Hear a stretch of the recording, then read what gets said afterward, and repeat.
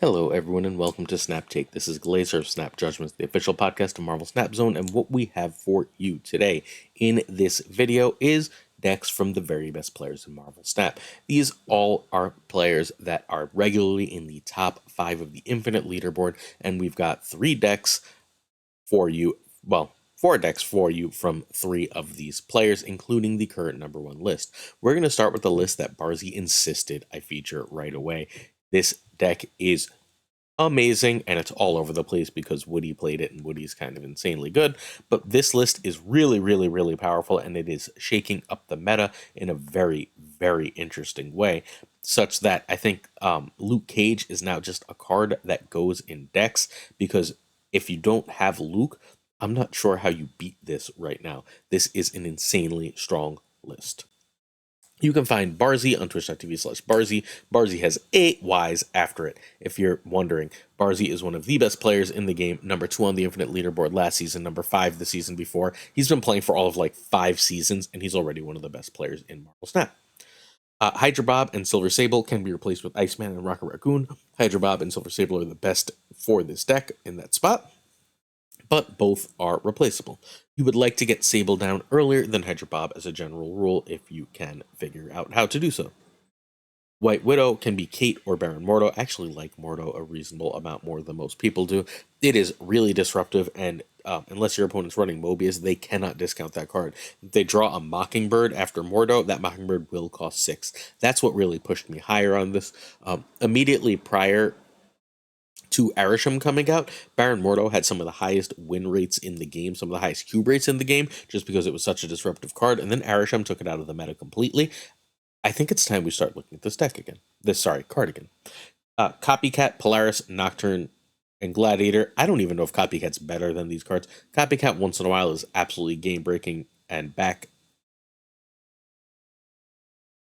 game-winning and back-breaking. Yes, let's not flip those two. Game-breaking card. It can win a lot of games, but Polaris, Nocturne, Gladiator are all fine replacements. You often want a 3 to play on 3, and Copycat's not always that. You need Supergiant, Man-Thing, Ajax, and US Agent. So Supergiant's the card you're probably least likely to have here. US Agents and Spotlights now. If you watch a lot of this channel, I recommended you get Ajax. I took a lot of heat for it, but I think time has proven me correct.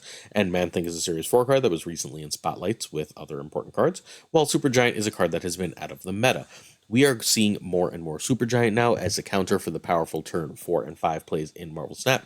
So we're actually going to feature in a couple more days another really powerful Supergiant deck. I'm not suggesting you go out and buy it. Let's give it a little bit to see if this card can stick around in the meta for the first time. However, it is right now quite good.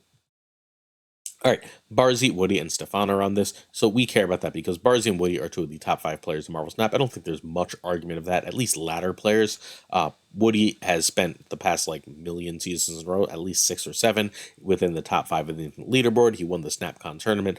Barzy, we talked about already, and we care about Stefan playing it because Stefan playing this list is notable because Stefan is the best Supergiant player in the world. Stefan is the only person, some of the best of my knowledge, to ever make Supergiant really a meta card, and if Stefan's got the seal of approval here, that means to me as much for this particular deck as Barzy and Woody. Turn 1 is Sable over Bob. Turn 2 is Widow over US Agent. Turn 3, you generally have to get Luke down. You can sometimes wait and get Cosmo, and Copycat is sort of iffy depending on what the card is. Again, that's my problem with Copycat and decks that really want to curve out. Turn 4, you're choosing between Supergiant and Man-Thing. Try and read the opponent's board. Is the opponent going to Sandman you? You really want Supergiant. Does the opponent have a bunch of tech cards? You really want Supergiant. Is the opponent playing a bunch of really low-cost stuff? Man-Thing is suddenly better. Against Bounce, though, Supergiant is super annoying, so if you're worried about Bounce, you play Supergiant. They cannot bounce. They're stuck with what they have. They've got Sarah. We'll see more of that later. You've got a Supergiant that does nothing. Supergiant is really good at disrupting this turn 5 meta.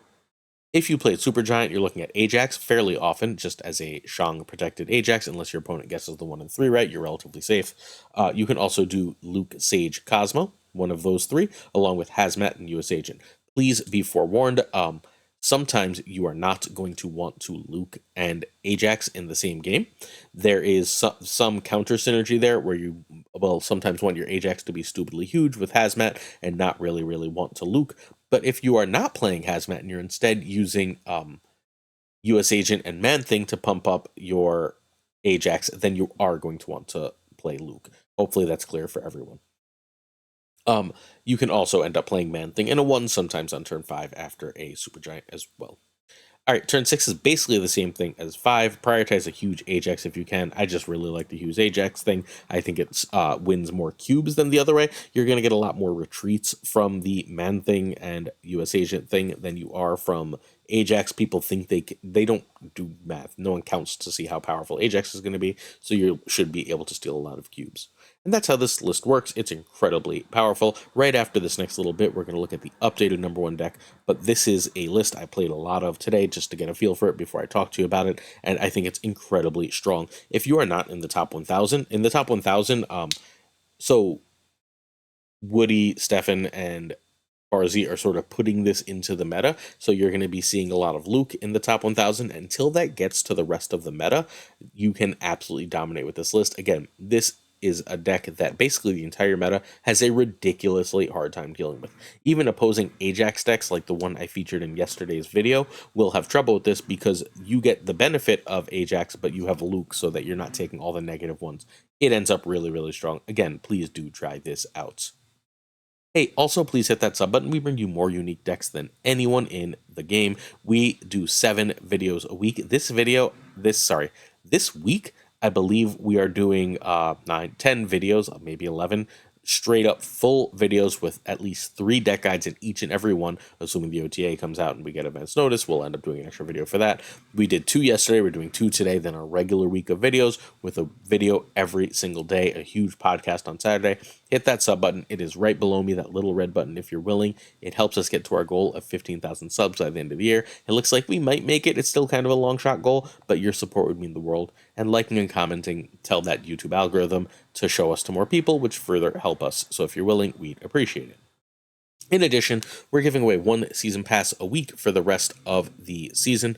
Each and every video will have a question in it, and as long as you're subscribed and like the video, your answer to that question enters you to win a season pass. We also give away 5 season passes the last week of the season and 5 more the first week of the new season. So we give away more than anyone as a way to give back to our community. If you're willing to partake, hopefully you really, really enjoy the content while you're here and stick around as well. All right, so Barzi's Token Idiots. We've featured this deck previously on the channel. We were the first to feature it when it, basically the day after Barzi made it. So Batman99 makes a list, Barzi updates it, and immediately flies from number 5 to number 2 on the Infinite Leaderboard, the spot that he finished in last season. This list is continued to be played. It's got one of the highest win rates in the game. This is, unless you are in a heavy Mobius meta, and Mobius is in some people's decks, some people's, and not for others. If you are in a heavy Mobius meta, this is bad. If you are not in a heavy Mobius meta, this is the best deck in Marvel Snap right now. Please play it. The reason we're featuring this deck again is A, it's number 1 right now, and B, 2 cards have changed in it. Well, 3 cards have changed in it, actually. And I think those 3 changes warrant us discussing this deck again. We're going to talk about some quick card replacements, then I'm going to come back to this slide in order to tell you about the changes. So Batman99 made this along with Barzi, and then RS Barry is currently number 1. Our friend RS Barry, hope you're doing well, hit number 1 with this. Scar, Sasquatch, and Mockingbird are needed for this list. I know that's Sasquatch is a card not a lot of people necessarily have, but they are absolutely needed. Cull can be Crossbones, you lose a bit, but not too much, and Nico can be Iceman or Hydra Bob. There used to be more high series cards in here. Hydra Bob used to be in that Nightcrawler spot. So RS Barry doesn't have Hydra Bob and is just running Nightcrawler. And at first I was like, I tested this, right? I've played both versions. I think Nightcrawler is just better than Hydra Bob. The ability to move that power is really, really strong here. People have to go very tall in some lanes, which leaves them very little, which means that extra 2 from Nightcrawler that you control where it goes is powerful. And because you are often clogging your board with cards like Squirrel Girl or Mysterio, Nightcrawler's ability to choose where to move, I think, is better than Hydra Bob here. The next change is Armor has now become Shadow King. Armor is a turn 2 play, Shadow King is a turn 5 or 6 play, so they are wildly different cards. But this was previously a Marvel Boy deck, which meant Shadow King didn't have a lot of space. You are more vulnerable to Shang-Chi without armor, and your Atuma is a little bit more dangerous of a card for you. However, you're largely playing Atuma relatively alone early, so armor isn't especially important there, and their only real way to lose is things that scale up over you, things that grow to be so big that they can compete with you. Shadow King answers that problem, whereas armor does not. At the time armor was in the deck, Atuma was in a lot of opposing decks. That's not the case nearly as much anymore. This just isn't required. Armor would still be good against the Nimrod decks, but so is Shadow King, so you don't actually have to worry about that, while Cosmo also helps you with that matchup. The other change, the last change, is Marvel Boy was very good, but you're not running nearly as many ones, and Marvel Boy often ended up with weird anti-synergy problems with Atuma that would cost games. Instead, we have Juggernaut. Juggernaut to end games, especially Juggernaut with Cosmo, is absolutely backbreaking. It gives you coverage with priority over 2 lanes, which you should often have. It makes you more safe to Shang-Chi. Juggernaut's just insanely good in this list. Juggernaut's one of the best cards in the game, and unless you're, again, meta dependent. If your whole meta is Zoo, where everyone's filling up every cost spot, Juggernaut is worse. But if you are in a different meta where there's actually like literally any empty space, Juggernaut is an absolute game and cube stealer that is nearly impossible to play around. All right, so let's the question of the day I have for you is, who do you think the best player you regularly watches? If you don't really watch a lot of Marvel Snap, who's the best player that you know of regularly? Because we're featuring, again, absolute top players here. Maybe you've seen them, maybe you've heard of them. In your opinion, what's the best player you regularly experience content from? Even if that's just through me, then maybe you share my opinion on who some of the best are. I don't really want to like influence that, but I'm very curious. We're doing Barzy deck, Batman 99 Barzy, RS Barry, then we're doing Derek, then we're doing Yo Woody MJ today. So I'm curious who you think the best is right now. I know my opinion. If you want to know, ask for a later question of the day. All right, so this again remains the game's best deck unless you are in a heavy Mobius meta. Be wary though. Scorpion and Cassandra Nova and Hazmat at the right time can really mess this deck up, because suddenly all of your 10s becoming 9s will mess up your Scar and make life difficult. So be a little wary of that. That has not been a major concern, and I'm in a meta that's got a lot of affliction in it. But it's worth paying attention to. It would really affect this deck. Turn 1 is just sort of whichever one. I'm partial to Nightcrawler, but there's an argument for all 3. Squirrel Girl makes your Mockingbird cheaper, and gives you ability to play Cull wherever, and Nico can let you turn a extra Mysterio clone into a demon or give you draw that you need. So, any of these are great. Turn 2 is Mysterio if Sasquatch, or you have a clear curve where you're not going to be able to play Mysterio on turn 4. If not, you play a 1-drop. Turn 3 is Sasquatch or Mockingbird, and if you don't have anything else to do, you're perfectly fine to just drop Cosmo. Cosmo's often an end game play, but still. Turn 4 is Cull or Atuma, or you can do Mysterio plus some early plays just to get a lot of cards out. And if you can do Mysterio and 2 1s, you've now played 5 cards, and you have a 1-cost Sasquatch for turn 5, which you can then play with Cull or Atuma. That's also going to leave you with a 3-cost Mockingbird or a 1-cost Mockingbird, depending on if one of the 1-drops was Squirrel Girl. So there's a lot to like with that play pattern on turn 4. Sasquatch Mockingbird stuff is generally the turn 5. If, again, you need to Mysterio here, if you went Sasquatch on 3, right? Oh, wait, you can if you did Mysterio, right? If you got enough bullshit, your opponent White Widowed you, and you played Squirrel Girl, and you get out a Mockingbird on 3. Right, but you have Sasquatch in hand, and then you played Cull Obsidian on 4. You can feel free to Mysterio and play some other stuff on turn 5. It works out sometimes. It's not like the ideal play, but like Mysterio, Cosmo, Mysterio, Juggernaut to clog them up. That kind of thing is really good here. Turn 6, you want a Scar plus other stuff. Your other stuff can be a big guy. If you got a free Scar plus big guy plus Shadow King, for the love of God, hopefully you snapped. But Scar plus big guy is really good. Scar plus Shadow King, Scar plus Cosmo, Scar plus Juggernaut. You can also get free Scar plus Juggernaut plus Cosmo, which isn't. Any of these plays are absolutely backbreaking and snap conditions. Basically, as soon as you know what your opponent has, they're not afflicting you or going to play Mobius. So around turn 3, turn 4, if you've got Scar and your combo's going, you want to snap. You'll lose a fair number of those, but this deck wins like 65% of its games. So you probably just want to snap and get those extra cubes in there. Because if they realize what you're going to do, they're going to run. Right after this next bit, we've got a Derek deck that answers everything. So first, we're going to look at one last look at this beautiful list. This is an incredibly strong list, and if you have access to it, and especially if you just want easy infinite, you just want easy climbs, go play this. Run when you see Mobius. Run if they make your Culls and Mockingbirds 9 power, and outside of that, go win cubes. Almost nothing else answers this. Too freaking much power. If you'd like to see gameplay from these decks, please check out the stream team. Today is Monday, so you should check out Gregor2424 over on YouTube. On the YouTube side, King of Canada streamed yesterday, so we'll have a YouTube video of these decks out today. Hopefully you enjoy. All right, next up we have Derek's current best list. Derek was number 1 on the Infinite leaderboard last season. Number 2 the season before. He's just an unbelievable player. Totally unique decks. The last Goose fan in the world. I'm going to just tell you what Goose is for here. Goose is an Alioth answer. Goose is so Alioth doesn't mess you up too bad. So you sort of want to Goose like a Bishop lane or Goose wherever you're planning on dropping Hitmonkey in order to guarantee that that lane is safe and you can win that lane with enough power. Fair? Everything else here is just, I answer everything, right? You have Mobius for shit like the last deck. You have US Agent for things that get too big. You have Killmonger for your Zoo decks. You have Shadow King for your scalers. You just have a lot of answers and a lot of power. Goose, by the way, is completely hilarious against opposing Wiccan style lists. Just there's a lot of ways to win. You even get your own little bit of scaling from Nova and Killmonger. It's a great list. I cannot speak highly enough for it. Derek sent me 3 awesome lists that I really like a lot. This is Derek's most successful. As usual, Derek is hanging out in the top 5. So let's take a look. So Derek doesn't stream. I've never seen Derek play a game, so I'd assume you haven't either, but Derek doesn't stream. He hangs out in a lot of the top player streams. So if you're in Woody's stream or Barcy's stream or whoever along those lines, Derek often pops up there if you'd ever like to meet him.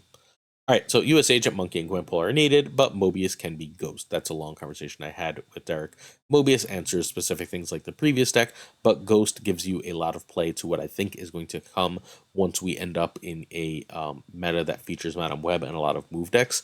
This way you don't have to worry about throwing priority nearly as much for your Shadow King. Shadow King can win one lane, and then Killmonger stuff can win another. All right, so that is not the stats for this list. That would be nice stats, but that is the stats for yesterday's list. Sorry about that. This one I don't have specific stats for, but it is a top deck. Again, top 5 deck, the most successful deck that one of the best players in the world is playing. So turn 1, you want to play Nova. Turn 2 is Goose or Sentinel usually. I would like to get Goose out most of the time, but I'm fine with Sentinel, and that's better than US Agent. US Agent is great, but I like to wait a little longer to play US Agent. Turn 3, if I have Bishop, I almost always play Bishop. Bishop is one of my 2 big scalers with Monkey to win games. Mobius is sometimes a play. If I can tell they're playing that other deck immediately, I'm going to drop Mobius. Turn 4 is Gwenpool, especially if I have a Mysterio in hand. Mysterio and Gwenpool have amazingly great synergy, but my main goal is to play Gwenpool here, and that's better than Mobius or 2/2s. If you are playing 2/2s, though, this is the US Agent turn. Turn 5, Sarah, and Sarah is a snap condition if they don't have Mobius. Sarah is incredible, especially if you have Mysterio and Hitmonkey, but don't feel like you have to play Mysterio unless it was hit by Gwenpool, because Monkey is 2, right? And then playing a Sentinel is 1, that's 3. Playing a US Agent is 4, right? And then you can play that with Killmonger if you had a Nova out, and you're totally fine. You've gotten the same number of plays as Mysterio, but you got extra stuff. Of course, you could go Hitmonkey, Mysterio, US Agent, and Sentinel and be fine that way too. So you want to get Sarah and then a million things out. If you don't have Sarah, you're trying to get Mysterio Monkey to end the game, and it's much harder to win. You need Mysterio Monkey or Sarah really for this list. I did spend a little bit of time when I played this. I played this an awful lot too before I brought it to going Gwenpool on 4 and then Mysterio Monkey on 5 once I had Bishop out, and then being able to play stuff like US Agent and Shadow King on 6 in unexpected places in order to win the game. That works, again, really well if you have Goose out earlier and feel relatively protected in your plays. Cool. Really, really great list. Huge props to Derek for this one. I think that this is an absolutely incredible list. All right, Dreams Come Drew. This is a bundle that is gold in the shop. Please don't buy it. There's a better bundle coming next week. It's a Kitty Pride bundle. It's cheaper and comes with and has better resources to gold ratio.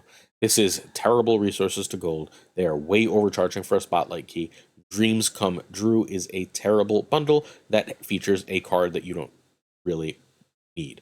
You already have Spider-Woman, it's a Series 1 card. The Kitty Pryde bundle that is 3,500 gold has a better resources to gold ratio and is a Series 4 card. Please get that instead of this genuinely bad bundle. All right, Woody Double Up is our final deck for the day. This is a deck no one's talked about. I checked Woody's Untapped, and then I double checked with Butt, who got in touch with Woody to make sure that this was a Woody list. This had the highest win rate of anything Woody played last season, so I think it's at least worth looking at, worth giving a try. Is it going to be great if Mobius continues to rise in the meta? No, but you know what? I think this would do a decent job answering all the affliction stuff, because you don't have a lot of stuff on the board, and then you have Rogue that answers a lot of the stuff like Ajax or Luke Cage and so on. So I think that this is likely to be a very strong list going forward, and that's why I wanted to feature it. So let's give it a look. So you can find Woody streaming all the freaking time at twitch.tv/YoWoodyMJ. Hydra Bob for this list can be Titania. You lose the ability to play it early, but you can still do the Titania thing late. Pixie, Mobius, Marvel Boy required. Hulkling can be Sasquatch, Iron Man, whatever, just good stats card. Hulkling is sometimes amazing in this list and sometimes utterly useless. So turn 1 Sunspot can be is generally better than Squirrel Girl. Turn 2, unless you're clearly Mobiusing and have Pixie. Good. So turn 2 is Pixie over a 1-drop. Turn 3, Mobius if Pixied. If not, if you have a couple 1s, you're Marvel Boying. Turn 4, you'd like to play Moongrol or Magic. And then it's going to depend on whether you have Magic or not and what you doubled. But if you played Moongirl, you then pass, you double She-Hulk and double Hydra Bob. Ideally, that is 30 power. If you can get double of both of them, seems pretty freaking good. If you Magicked and then on 4 and then you Moongirl on 5, you can pass 6, and then you can double She-Hulk and Infinite for a 40 power final turn. Again, these things seem powerful to me, but what do I know? This is probably why Woody won so many games with it. People realizing, oh my god, the power that's going to come out. And all of that is not to say that, like, Pixie and Mobius are insanely good together, right? You have 3 1-drops, and if your Infinite, Hulkling, or She-Hulk costs 1, suddenly you don't always even need that magic turn, right? You go Pixie, Mobius, Moongirl, and then you get a double 111 Emperor Hulkling. You can get that free 1-cost She-Hulk, and then you're just still dropping 40 power on the last turn, and who knows what Hulkling is at that point. Lovely, insanely powerful deck. One for you to try out, especially if you are a Pixie fan. I know a lot of people got Pixie because Pixie ended up coming with Loki and Wiccan last season. So a lot of people got Pixie. If you're looking for a Pixie deck, this is a great one for you. Questions of the day, and then we're out of here. This is already our second video of today, so we'll be back tomorrow morning with yet another video because, come on, we give you so much content here. Player 2 asks how I feel about cards being pre-nerfed, like Taskmaster and Bishop. So not Bishop, that should be Beast, excuse me. So part of me really hates that, right? Part of me's logic is that, like, let us play with the broken thing, let us experience it. But the meta, if it's too obviously broken, the meta very often won't enjoy it. It will immediately become the thing people complain about 24 hours a day. Pre-nerfing prevents that complaining cycle, at least to some extent, and thus I think it has value. Do I love it? No, but I do understand it, and it's possible it leads to less complaining in the aggregate. And Marvel Snap is a very complainy game, so if that's not the case, I'm for it. Janksy asks when I spend my gold and when I recommend other people spend their gold. So I spend my gold on variants that I want. There's 3 variants coming this week that I want, I believe. There's a Madame Web variant that I can buy for 700 gold that I want.